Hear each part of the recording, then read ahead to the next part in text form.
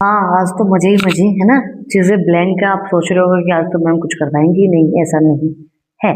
देखो, जो हमारी पिछली वीडियो थी उसके अंदर हमने चीजें प्लान की थी, ब्लूप्रिंट तैयार किया था, हमने प्लानिंग के बारे में समझा था। जो मैनेजमेंट का हमारा पहला फंक्शन होता है कि भाई प्लानिंग क्या होती है।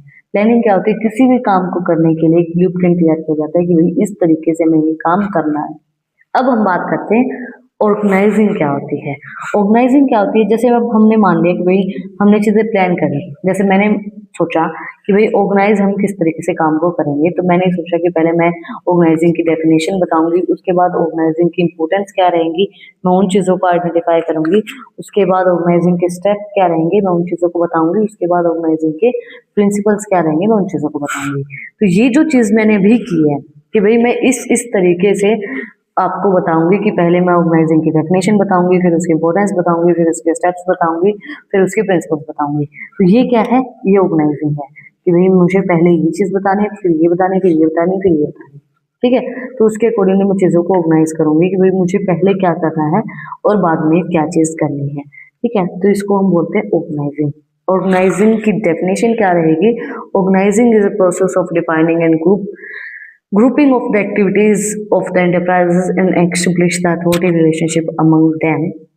In performing the organizing function, the manager define departmentalization and assign activity so that they can most effectively execute it. Organizing का मतलब क्या होता है कि जो भी काम है, जो भी कोई भी काम है, उसको अलग अलग डिवाइड करना, अलग अलग ग्रुप्स के अंदर डिवाइड करना, अलग अलग रिस्पॉन्सिबिलिटीज देना, अलग अलग भाई आपको ये आपकी ये अथॉरिटी है और ये रिस्पॉन्सिबिलिटी है, उस चीज को डिफाइन करना। जब हम चीज़ों को ऑर्गेनाइज कर देंगे, भाई ये इसकी रिस्पॉन्सिबिलिटी रहेगी, ये अथॉरिटी आपकी, ये इस अथॉरिटी के अकॉर्डिंगली आपकी ये रिस्पॉन्सिबिलिटी रहेगी, तो हम चीज़ों को अच्छे तरीके से डन कर पाएंगे। तो ऑर्गेनाइजिंग जो है वो परफॉर्म करती है। ऑर्गेनाइजिंग एक ऐसा फंक्शन है जो डिफाइन करती है भाई क्या कौन सा डिपार्टमेंट है, किस तरीके से ये डिपार्टमेंट काम करेगा और ये डिपार्टमेंट क्या काम करेगा, तो उसके अकॉर्डिंगली चीज़ों को ऑर्गेनाइज करती है कि भाई ये डिपार्टमेंट को क्या क्या करना है, किस तरीके से करना है ना। ऑर्गेनाइजिंग जरूरी क्यों होती है एक ऑर्गेनाइजेशन के अंदर। देखो, सबसे पहले अगर हम बात करें तो सबसे पहले जब हम ऑर्गेनाइजिंग की बात करते हैं कि भाई अलग अलग डिपार्टमेंट हम बना देंगे, तो डिपार्टमेंट उनकी स्पेशलाइजेशन के अकॉर्डिंगली बनाएंगे कि किस चीज के अंदर वो माहिर है ना, जो काम उनको करना आता है उसके अकॉर्डिंगली फिर हम उनके डिपार्टमेंट्स बनाएंगे। तो बेनिफिट हम मिलेगा हमें स्पेशलाइजेशन का, क्लियरिटी रहेगी कि भाई वर्किंग रिलेशनशिप हमारी क्या है, किसके साथ हमें काम करना है, किसकी क्या रिस्पॉन्सिबिलिटी है, किसकी क्या अथॉरिटी है। इफेक्टिव तरीके से हम हमारी जो रिसोर्सेज हैं उनको यूटिलाइज कर पाएंगे। जो भी चेंजेस आ रहे हैं, बिजनेस इन्वायरमेंट अगर चेंज हो रहा है तो उसके अकॉर्डिंगली हमारे जो डिपार्टमेंट्स है वो भी अपने जो चीजें हैं उनको चेंज कर पाएंगे। और इफेक्टिव एडमिनिस्ट्रेशन अगर होगा, इफेक्टिव एडमिनिस्ट्रेशन से क्या होगा कि इजिली जो काम हमारा डन हो पाएगा और पर्सनली भी चीज़ें डेवलप होंगी। जब आप स्पेशलाइजेशन के ऊपर काम करोगे, ट्रेनिंग आपको मिलेगी, भाई इस तरीके से काम करना है, इस तरीके से ये चीज़ें करनी है, तो पर्सनल डेवलपमेंट भी होगा और ग्रोथ भी ऑर्गेनाइजेशन की भी होगी और जो पर्सनल ग्रोथ है वो भी उनकी होगी। सबसे पहला हमारा जो पॉइंट आता है वो आता है benefits of specialisation. In any organisation work is divided into units and departments. This division of work lead to specialization in various activity of the concern. The enterprise's psychology of the organization is based on the concept of division of work into the compact jobs. देखो, एक organisation के अंदर काम को अलग अलग departments के अंदर, अलग अलग यूनिट्स के अंदर डिवाइड किया जाता है। उससे क्या होता है, जो भी जिस भी चीज में जो भी इंसान स्पेशलाइज्ड है तो वो उसके अकॉर्डिंगली काम करेगा, उसके अकॉर्डिंगली काम करेगा तो उसका मन भी लगा रहेगा और मन के साथ साथ वो अपने स्पेशलाइजेशन के ऊपर ध्यान देगा। और ऑर्गेनाइजेशन के अंदर जो भी काम है वो डिवाइड किया जाता है कि भाई अगर ये इंसान ये अगर फॉर एग्जाम्पल मैं आपको बिजनेस स्टडी पढ़ा रही हूँ तो मुझे बिजनेस स्टडी ही सब्जेक्ट दिया जाएगा, है ना। तो वो ऑर्गेनाइजिंग होता है कि जो जिसको बिजनेस स्टडी आता है वो उसको बिजनेस स्टडी दिया जाएगा, जिसको मैथ्स आता है उसको मैथ, जिसको साइंस आती है जिसको साइंस, जिसको अकाउंट्स आता है उसको अकाउंट्स। तो बेनिफिट्स ऑफ स्पेशलाइजेशन इसी तरीके से होता है। ऑर्गेनाइजिंग जो है वो डिवाइड करती है अलग अलग डिपार्टमेंट्स, अलग अलग यूनिट्स को उनके स्पेशलाइजेशन के अकॉर्डिंगली, जिससे उनका काम आसानी से हो जाता है। नेक्स्ट हमारा जो आता है वो आता है clarity in working relationship. After identification of job, organising also clarify the authority and responsibility of individual of different department. It is a means of creating coordination among different departments of enterprises. It aims at creating clear cut relationship and authorities relationship amongst different level and ensure cooperation among individual and groups। देखो जब identify कर दी भी क्या क्या job है, तो उसके साथ साथ ये भी चीज आइडेंटिफाई की जाती है ऑर्गेनाइजेशन के अंदर कि किसकी क्या अथॉरिटी है और क्या उसकी रिस्पॉन्सिबिलिटी है, कि भाई आपकी ये अथॉरिटी है और उस अथॉरिटी के अकॉर्डिंगली आपकी क्या क्या रिस्पॉन्सिबिलिटी है एक एक अलग अलग डिपार्टमेंट्स के अंदर। इसका मतलब एक कोऑर्डिनेशन क्रिएट करना डिपार्टमेंट्स के अंदर कि भाई किसका क्या काम है, किसका क्या काम नहीं है। उससे क्या होगा, क्लियर कट रहेगा कि भाई आपकी ये रिस्पॉन्सिबिलिटी है, ये आपकी अथॉरिटी है, इस तरीके से आपको काम करना है, जिससे एक अच्छी रिलेशनशिप भी बनी रहेगी डिफरेंट डिफरेंट लेवल्स के अंदर और इंडिविजुअल और ग्रुप्स के अंदर। नेक्स्ट जो हमारा पॉइंट आता है वो आता है optimum utilisation of resources. Organization ensure the optimal utilization of human and material resources, and organization work is assigned as per skills and knowledge, the clarity in the job in advance of what the employers are supposed to be avoided confliction and motivate employers to put their jobs। Organization जो होती है वो ensure करती है कि भाई जो human और मटेरियल रिसोर्सेज हैं उनको इफेक्टिव ऑप्टिमम तरीके से यूटिलाइज कर पाए। ऑर्गेनाइजेशन इस तरीके से उनके स्किल्स और नॉलेज का यूज करती है कि भाई उनकी जो भी स्किल्स हैं, जो भी नॉलेज है, उनके अकॉर्डिंगली उनको काम दिया जाए। आपको क्लियर रहे एम्प्लॉयज को पहले पता हो कि आपको क्या करना है, किस तरीके से करना है, ताकि उनको कोई भी कंफ्यूजन ना हो और एम्प्लॉयज मोटिवेट रहे अपना बेस्ट देने के लिए। Adoption to change the process of organizing to accommodate change in a business environment, so the business organization structure is stable, modified, and the revision of the job position and relationship plans the way for the smooth transaction। Organisation के अंदर अगर business environment change होता है तो organisation जो हमारा structure है वो भी उसी के तरीके से मॉडिफाई किया जाए, रिलेशनशिप पोजीशंस उसके तरीके से की जाए, ताकि जो हमारा बिजनेस है वो स्मूथली अपने ट्रांजेक्शन्स को, अपने काम्स को अलग स्मूथली चला सके। नेक्स्ट हमारा आता है इफेक्टिव एडमिनिस्ट्रेशन।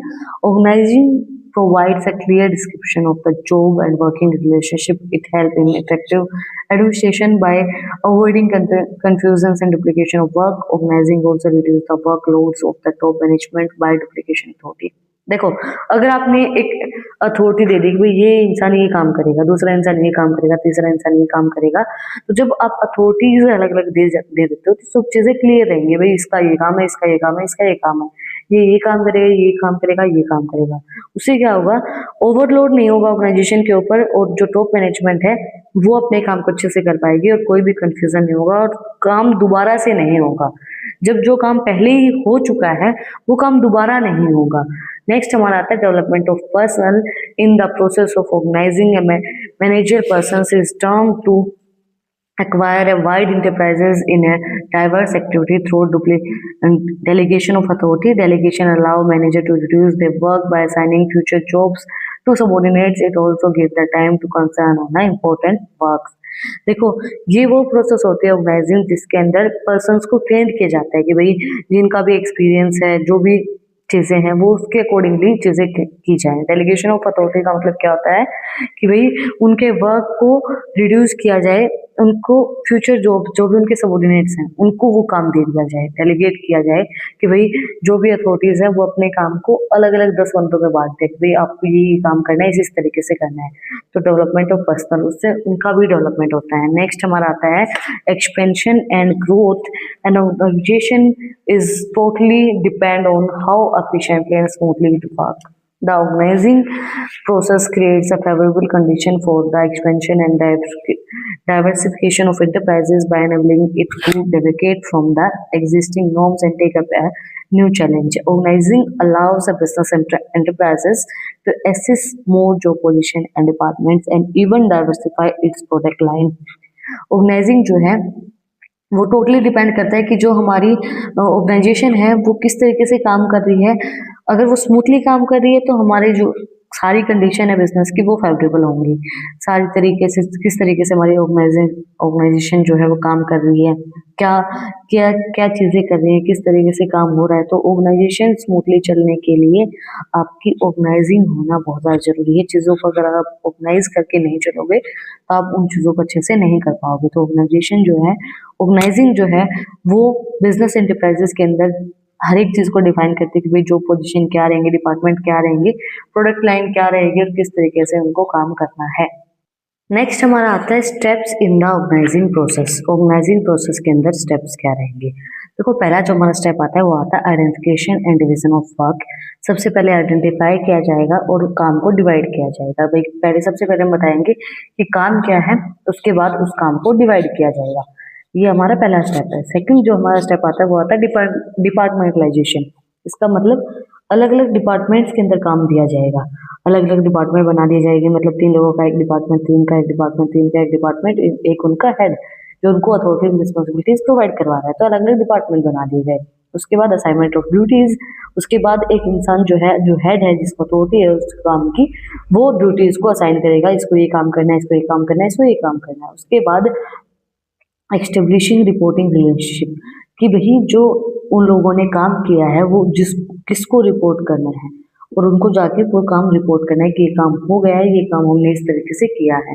मेरी ड्राइंग के ऊपर कोई भी नहीं हंसेगा भाई, मैंने सिर्फ आपको ये सब चीज़ें समझाने के लिए बनाई है। मेरी ड्राइंग ज़्यादा अच्छी नहीं है, तो इसलिए सिर्फ मुझे ये था कि मैं आपको वो चीज़ें समझा पाऊँ अच्छे से कि क्या क्या हमारे स्टेप्स रहेंगे।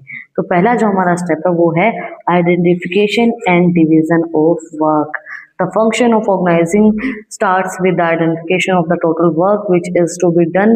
The organization goal, the work is divided systematically so that each person get a separate task to perform. This help to avoid unnecessary duplication and wastage of efforts and facilitate the specialisation of efforts and skills. देखो जो organisation का function होता है हमारा, उसके अंदर सबसे पहले क्या किया जाता है, आइडेंटिफाई किया जाता है कि भाई काम क्या है, टोटल वर्क हमारे पास कितना है एक ऑर्गेनाइजेशन के अंदर, कि भाई हमारे ऑर्गेनाइजेशन का जो गोल है उसको अचीव करने के लिए पूरा जो सारा काम है वो हमें कितना करना है। उसके बाद अलग अलग सेपरेटली टास्क दिए जाते हैं, अलग अलग चीजें डिवाइड की जाती है कि भाई ये काम इन इन लोगों को करना है, ताकि डुप्लीकेशन ऑफ वर्क ना हो, ताकि वो काम दोबारा ना हो और वेस्टेज ना हो एफर्ट्स की, स्किल्स की। तो इसलिए सबसे पहले आइडेंटिफाई किया जाता है कि भाई क्या क्या काम है और उसके बाद किस किस को वो काम करना है।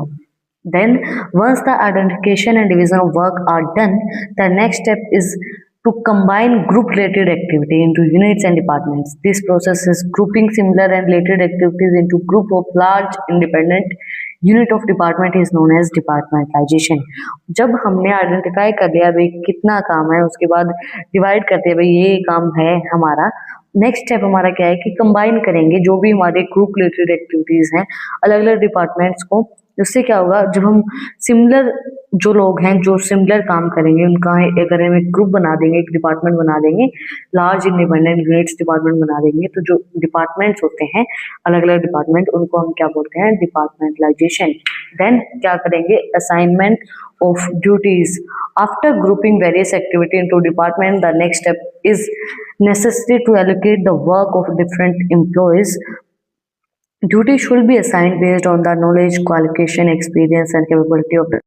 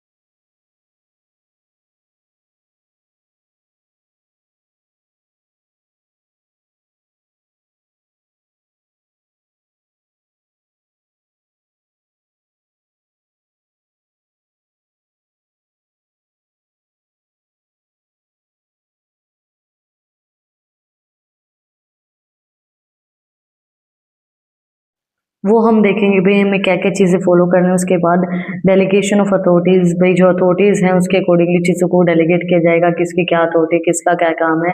स्पैन ऑफ कंट्रोल, अगर चीज़ें कंट्रोल में रहेंगी, उनकी क्वालिफिकेशन, उनके जो काम है, जो उनकी क्वालिटीज़ हैं उसके अकॉर्डिंगली काम दिया जाएगा, तो चीज़ें जो है वो कंट्रोल में रहेंगी। तो आज का जो हमारा चैप्टर था, चैप्टर 5, वो इतना ही था। तो अगर आपको आज की वीडियो अच्छी लगी तो भाई चैनल को सब्सक्राइब कर देना, बेल आइकन प्रेस करना, वीडियो को लाइक करना। नेक्स्ट जो हमारी वीडियो होगी वो होगी थर्ड, जो हमारा स्टेप आता है प्लानिंग का, स्टाफिंग, उसके ऊपर। तो अगर आपको नेक्स्ट वीडियो देखनी है